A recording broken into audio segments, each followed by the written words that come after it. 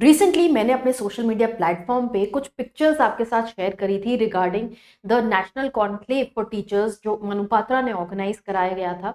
And मैंने साथ में ये बोला था that I am going to come out with certain videos based on those learnings that I had during those sessions. So here I am.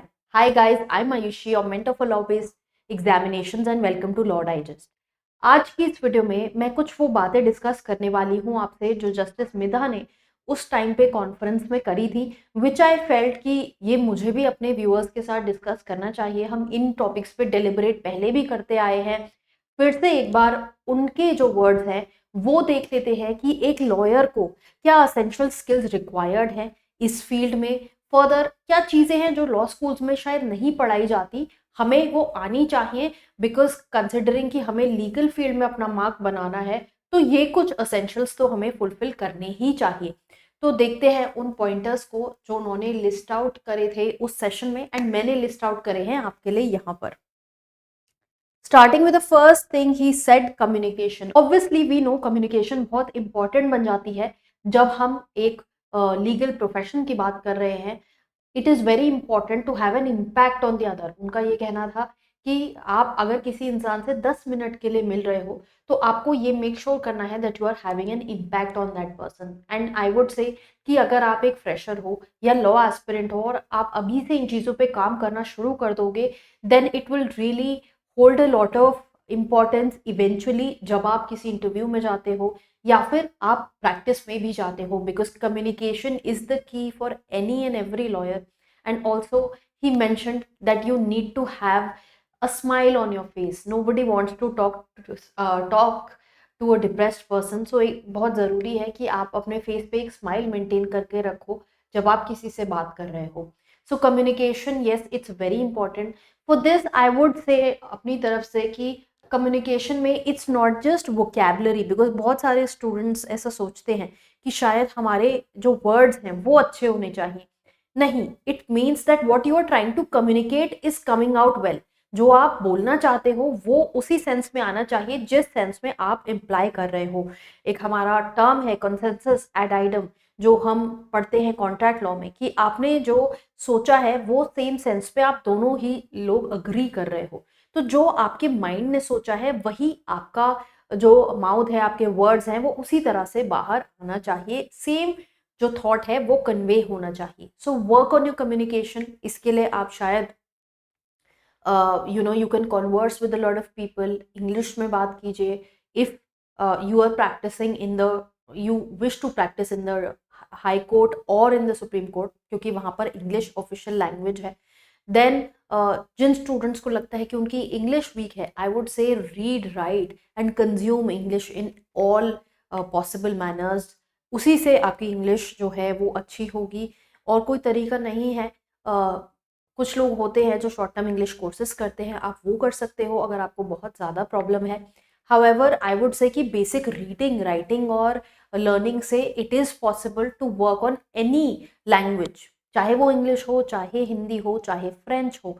ये practice की बात है और जब तक आप उस चीज़ को प्रैक्टिस में नहीं लाओगे वो स्ट्रेंथन नहीं होता है। Then the second part is rational thinking. उनका ये कहना है कि आपको हर चीज़ को क्वेश्चन करना चाहिए, which is very right, because आप कल को एक लॉयर बनोगे तो आपको, you don't have to accept things prima facie, जो आपने देखा वो सही है। आप एक लॉयर हो तो आपको उस चीज़ की डेप्थ में जाना चाहिए, समझना चाहिए कि वो चीज़ कहाँ से आ रही है, क्यों आ रही है। अगर कोई इंसान कोई असर्शन दे रहा है तो उसके पीछे उसका क्या रीजनिंग है, तो वो रीजनिंग समझना बहुत ज़रूरी है। And he said that you need to question everything. साथ साथ उन्होंने ये भी बोला कि आपके पास हर चीज़ का एक रैशनल सोल्यूशन होना चाहिए। तो अगर आप मान लीजिए किसी से भी कोई आपका what ever view point you have on a particular debate, कोई भी डिबेट में लेके आप जिस भी साइड की तरफ से बोलना चाहते हो और दूसरा इंसान किसी और साइड से बोलता है, then you have to convince the other person कि जो आप बोल रहे हो वो सही है। जो हमारे एनएलसैट एग्जाम में भी टेस्ट होता है पार्ट बी में, तो आपको आर्ग्यूमेंट इस तरह से रखनी है कि जो आप बोल रहे हो वो सही क्यों है, उसके पीछे रीजनिंग देके सामने वाले को कन्विंस करो। सो get hold of the people in your family.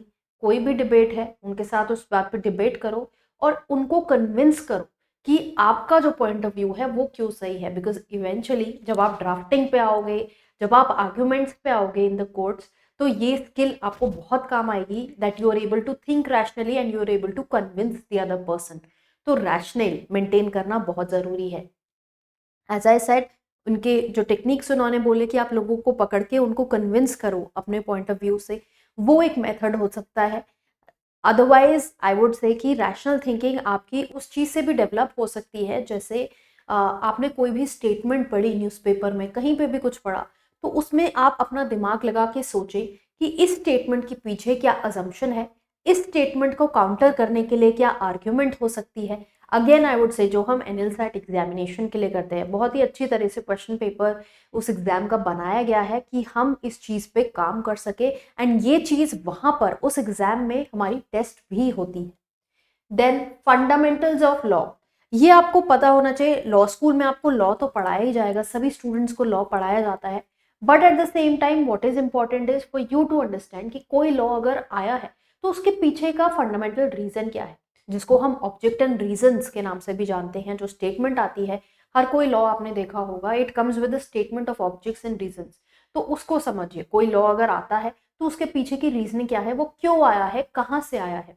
जैसे आरटीआई एक्ट है, वो तब आया जहां पर जब एक इशू आया कि MP was bright to put up questions in the parliament, which is why RTI act came into being. तो ऐसा जो कोई भी लॉ आ रहा है, अब हमने देखा है नए लॉज जो हैं, भारतीय न्याय संहिता, नागरिक सुरक्षा संहिता, ये क्यों आए हैं? ये आए हैं to counter colonialism. That is a different viewpoint कि क्या जो प्रोविजंस हैं वो ऐसा कर पा रहे हैं या नहीं। कॉलोनियल जो रूल था उसका ऑब्जेक्ट यही था कि स्टेट की पावर ज़्यादा हो दैन इट्स सब्जेक्ट, स्टेट अपने सब्जेक्ट्स के ऊपर फुल कंट्रोल एक्सरसाइज कर सके और स्टेट की लाइबिलिटी बहुत कम हो। नए लॉ में अब आप देखोगे, पढ़ोगे, तो आपको समझ में आएगा कि क्या वो चीज़ नेगेट हो रही है या फिर वो चीज़ ऑलरेडी प्रेजेंट है। So see the object and reason, fundamentals, जो भी हम लॉ देख रहे हैं उसके पीछे के फंडामेंटल्स क्या है। देन जनरल अवेयरनेस, ये बहुत ही अच्छा एक उन्होंने पॉइंट बोला कि ये बहुत ज़रूरी है दैट आपको हर किसी फील्ड के बारे में, हर किसी एस्पेक्ट के बारे में थोड़ा थोड़ा पता होना चाहिए, basic up to 9th grade.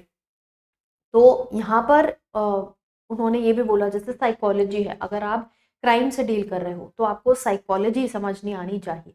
तो basic awareness on different issues, जैसे मान लीजिए कल को आप कोई मेडिकल नेग्लिजेंस का केस कर रहे हो, तो अगर आपको बेसिक साइंस नहीं पता है, बायोलॉजी केमिस्ट्री की बेसिक चीज़ें जो हम स्कूल में सीखते हैं, जो हमें थ्रू आउट हमारी लाइफ काम आती हैं, तो वैसी चीज़ें आपको पता होनी चाहिए। एंड अगर आपको एक अच्छा लॉयर बनना है, then you need to have general awareness in all these areas.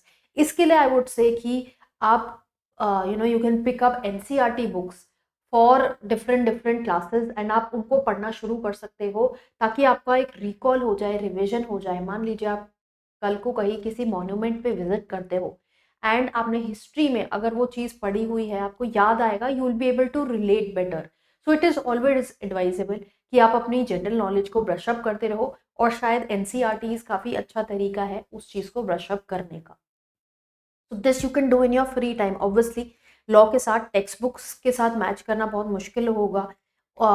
उनका ऐसा कहना था कि आप जनरल अवेयरनेस जानना चाहिए, आपको ज़रूरी है, कॉलेजेस को भी ऐसा पढ़ाना चाहिए। However as we see colleges में ऐसा नहीं होता है, तो मेरा ये सोल्यूशन है कि शायद एनसीईआरटीज से आपकी वो अवेयरनेस क्रिएट हो सके। Then finally he said mentor होना बहुत ज़रूरी है। जस्टिस मिधा जहाँ क्लासेस लेते हैं, वो वहाँ पर मेंटर मेंटी एक सेशन रखते हैं जहाँ पर वो अपने स्टूडेंट्स को ड्राफ्टिंग जैसी चीज़ें भी सिखाते हैं।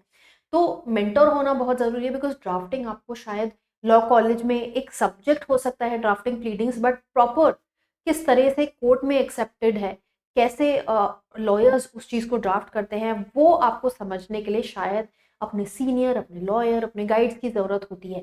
तो figure out who is your mentor and reach out to them, उनकी हेल्प लीजिए थ्रू आउट योर लॉ कॉलेज, ताकि आपको क्लैरिटी होए further on what can be expected out of you जब आप जॉब में जाएंगे। And as I said initially in this video, as I always say, that I'm your mentor for law based examinations, and also I'm your mentor for your legal career. So you can also reach out to me. हम यहाँ पर बहुत videos डालते रहते हैं ऐसी आपको mentor करने के लिए ही, फॉर योर लीगल करियर, आपको लीगल अवेयरनेस लाने के लिए हम बहुत सारा कंटेंट डालते हैं यहाँ पर इंस्टाग्राम पे, ताकि आपको पता लगता रहे कि सुप्रीम कोर्ट की तरफ से क्या इंपॉर्टेंट केसेस आ रहे हैं, क्या इंपॉर्टेंट बिल्स आ रहे हैं। इनकी अवेयरनेस होना साथ साथ में बहुत ज़रूरी है, चाहे आप स्टूडेंट हो, एस्पिरेंट हो, या आप ऑलरेडी प्रोफेशन में हो। So these things we do take care of here. So make sure कि आप चैनल को ज़रूर सब्सक्राइब किया हुआ है, फॉलो भी कर रहे हो यहाँ पर और इंस्टाग्राम पे। फर्दर अगर आपको कोई फर्दर डाउट्स है उसको कमेंट बॉक्स में डालिए, और हम इस सेशन को we are going to take up in another video as well, कि और क्या चीज़ें हो सकती हैं जो आपसे एक्सपेक्टेड होती हैं। मेरी यूट्यूब पे प्लेलिस्ट है law as a career option, वो भी आप देख सकते हो। That will really help you in decoding what legal career is all about.